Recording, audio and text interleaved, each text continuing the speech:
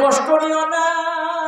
তোমার আরামের জন্য তোমার স্বামী বাড়ি ছাড়া 3 মাস পরে পরে 3 দিনের ছুটিতে আসে, 1 মাস পরে পরে 2 দিনের ছুটিতে আসে, বিদেশ যারা আছে 2 বছর পরে পরে 2 মাসের ছুটিতে আসে।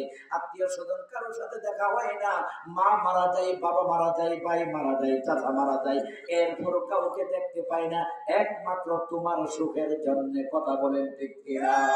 এই জন্য রাসূল বলেছেন, মহিলারা শোনো, তোমাদের এই বদ অভ্যাসের কারণে তোমরা জাহান্নামে যাইবা।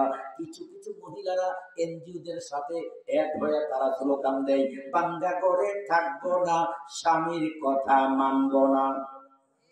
আরেকটু জোরে বলেন, স্বামীর কথা মানবা না, তুমি কার কথা মানবা? তোমার অফিসারের কথা মানবা? 1 কিস্তি 2 কিস্তি টাকা না দিয়া দেখো অফিসারের মুখ দিয়া ইংরেজি ভাষা বাইরইব। কথা বল না? আরেকটু জোরে বলেন। এনজিওদের এই কিস্তি আদায় না করার কারণে বহু মহিলারা ফ্যানের সাথে ফাঁসির কাস্টে ঝুলে নিজে আত্মহত্যা করেছে। আওয়াজ করে বলেন ঠিক ঠিক না? তুমি স্বামীর কথা মানবা না, তুমি কার কথা মানবা? রাসূল বলেছেন, আইয়ুমা ইমরাআতিন মাতাত ওয়া যাওজুহা আনহা রাদিন দাখালাতিল জান্নাহ। যেই মহিলার প্রতি তার স্বামী সন্তুষ্ট, সেই মহিলা হলো জান্নাতি মহিলা। হে মহিলারা শোনো, তুমি যদি কেরামতি দেখাইতে দেখাইতে হাওয়ার উপর উঠতে পারো, পানির উপর হাঁটতে পারো, তোমার স্বামীরা যদিও কৃষক, যদিও একজন রিকশার চালক, দিন মজুর, তোমার স্বামী যদি তোমার প্রতি বদদুয়া দেয়, জেনে নাও তোমার ঠিকানা হলো জাহান্নাম। আওয়াজ করে বলেন আউযু বিল্লাহ। আমার বন্ধুগণ, নবীজির বিবি, প্রথম বিবি যার নাম হাদিজাতুল কুবরা রাদিয়াল্লাহু তাআলা আনহা, যারা মক্কা নগরীতে গিয়েছেন, জাবালে নূর যেখানে কোরআন নাযিল হয়েছেন, বহু উঁচা পাহাড়, 2 থেকে 2.5 ঘন্টা সময় লাগে। 100-র মধ্যে একজন হাজিও সাহস করে না এত উঁচু পাহাড়ের মধ্যে উঠতে। 2-2.5 লিটার পানি খাইতে হয়, এত উঁচু পাহাড়। এখন তো কিছু সিঁড়ির ব্যবস্থা আছে, নবীজির যুগে তো এমন সিঁড়ির ব্যবস্থা ছিল না। একবার নবীজি 3 দিন 3 রাত্র ওই পাহাড়ের মধ্যে অবস্থান করেছিলেন। আল্লাহ রাব্বুল আলামিন কখন আয়াত নাজিল করবেন, ওহী নাজিল করবেন, আম্মাজান আমিরুল মুমিনিন, আম্মাজান হযরত হাদিজাতুল কুবরা রাদিয়াল্লাহু তাআলা আনহা উম্মুল মুমিনিন প্রতিদিন দুপুর বেলা, কোন সময় সকাল বেলা খেজুর এবং পানি স্বামীর জন্য এত উঁচু পাহাড়ের মধ্যে নিয়ে যাইতেন। সুবহানাল্লাহ, সুবহানাল্লাহ। নবীজি 3 দিন 3 রাতের পরে হাদিজাতুল কুবরা রাদিয়াল্লাহু তাআলা আনহার বাড়িতে এসে দরজার মধ্যে টোকা দিলেন, আওয়াজ দিলেন, হাদিজা ইফতাহিল বাব, দরজাটা খোলো। খুললো। এই কথা বলতে দেরি হয়েছে, লাব্বাইকা ইয়া রাসূলুল্লাহ বলে ঘরের দরজাটা খুলে দিতে দেরি করেন না। নবীজি ডাক দিয়ে বললেন, হাদিজা গো, তুমি কি আজকে রাত্রে ঘুমাও নাই? ঘুমন্ত মহিলা তো এত তাড়াতাড়ি করে সজাগ হতে পারে না, দরজা খুলতে পারে না। হাদিজাতুল কুবরা বলেন, প্রাণের স্বামী হে, 3 দিন 3 রাত্র হয়ে গেল, আপনি আমার বাসায় ফিরেন না। 3 দিন 3 রাত্রের ভিতরে আমার শরীরটাকে বিছানার সাথে লাগাই নাই। হাদিজা, তুমি কেন ঘুমাও নাই? কেন তোমার শরীরটাকে বিছানার সাথে লাগাও নাই? হাদিজাতুল কুবরা বলেন, প্রাণের স্বামী হে, রাত্রের নিশীথে যে কোনো মুহূর্তে আপনি যদি আমার ঘরের দরজায় এসে ডাক দেন, আর আমি যদি ঘুমায়া থাকি, দরজাটা খুলতে দেরি হয়, না জানে আপনার মনে কষ্ট হয়। আপনার মনে যদি কষ্ট লাগে, জাহান্নাম আমার জন্য ওয়াজিব হয়ে যাবে, জান্নাত আমার জন্য হারাম হয়ে যাবে।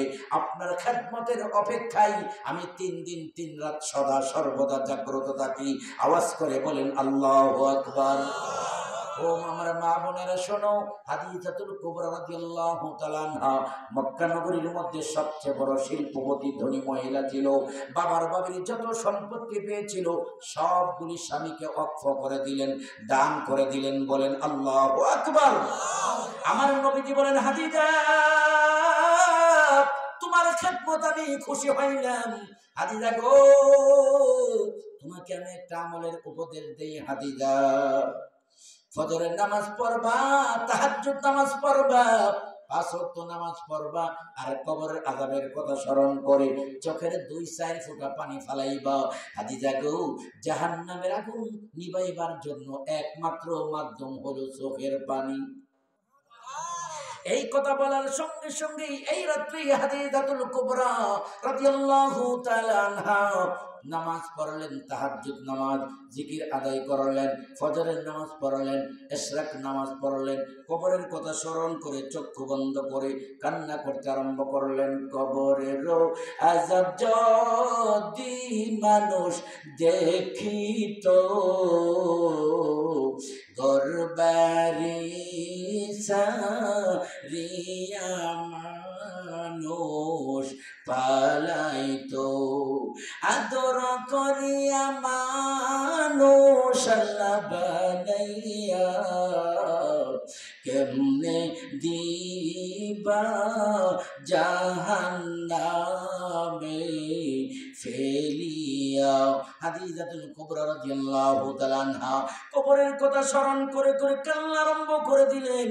হায় হায়, আমি যদি কবরবাসী হই, না জানি ৯৯টা সাপ আমাকে দংশন করে, না জানি কবরের মাটি আমাকে চাপ দিয়ে ধরে ফেলে।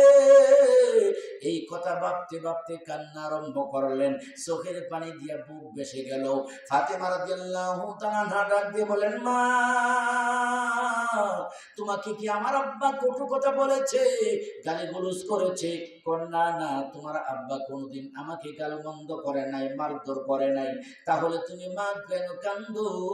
তখন হাদিজাতুল কুবরা বলেন, মেয়ে গো, তোমার আব্বা আমাকে একটা তালিম দিয়েছে, কবরের আযাবের কথা স্মরণ করে যেন আমি মুরাকাবা করি। হে ফাতেমা, যখন কবরের কথা নিয়ে আমি গবেষণা করতে লাগলাম, মুরাকাবা করলাম, আমার চক্ষু দিয়া পানি বের হইতে লাগলো। ফাতেমা রাদিয়াল্লাহু তাআলা আনহা দৌড়ে গেলেন, যাই বলেন, বাবা, মা তো কাঁদিতে কাঁদিতে বেহুশ হয়ে যাইতেছে, মেহেরবানি করে তাড়াতাড়ি করে যাও, মার কান্না বন্ধ করো, নতুবা মার ইন্তিকাল হয়ে যেতে পারে।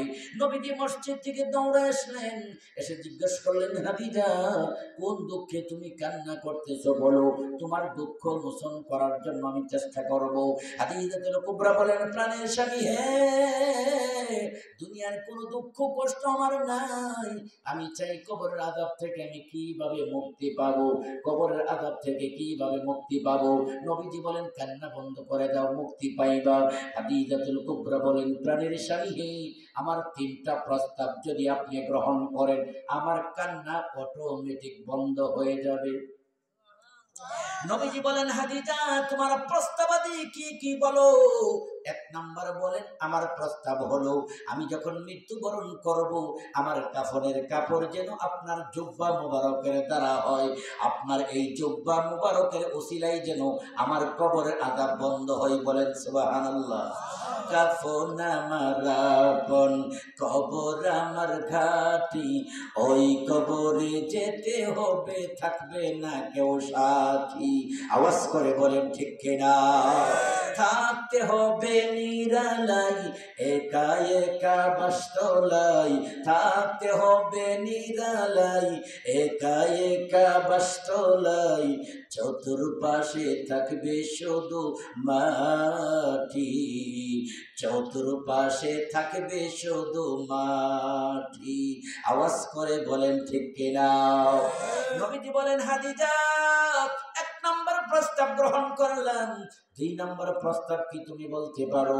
হাদিজাতুল কুবরা বলেন, প্রাণীর স্বামী, হে, আমি যখন মৃত্যুবরণ করব, আমাকে কাফন করাইবেন, জানাজার ইমামতি আপনি করবেন, আমার জীবনের ভুল ত্রুটি হয়ে থাকলে মাফ করবেন। নবীজি বলেন, তাও গ্রহণ করলাম। 3 নম্বর প্রস্তাব হলো, আমাকে যখন দাফন করবেন, কবরস্থ করবেন, আত্মীয় স্বজন সবাই বাড়িতে চলে যাবে, তবে আপনি বাড়িতে যাইবেন না যতক্ষণ পর্যন্ত মুনকির নাকির ফেরেশতা কবরের মধ্যে এসে 3 প্রশ্নের জবাব না দিয়ে যান। আওয়াজ করে বলেন আল্লাহু আকবার।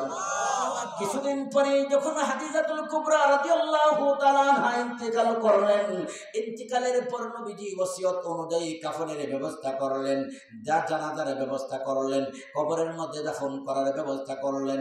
নবীজি সাহাবায়ে কেরামগণকে বলেন, সাহাবীরা রে, সবাই বাড়িতে চলে যাও, আমার স্ত্রীর সাথে জীবনের শেষ ওয়াদা হলো, মুনকির নাকির ফেরেশতা কবরে যতক্ষণ পর্যন্ত না আসে আমি বাড়িতে যেন না যাই, তোমরা সবাই বাড়িতে চলে যাও। রাত্র গভীর হয়ে গেছে, মুনকির নাকির ফেরেশতা কবরের মধ্যে আসে না।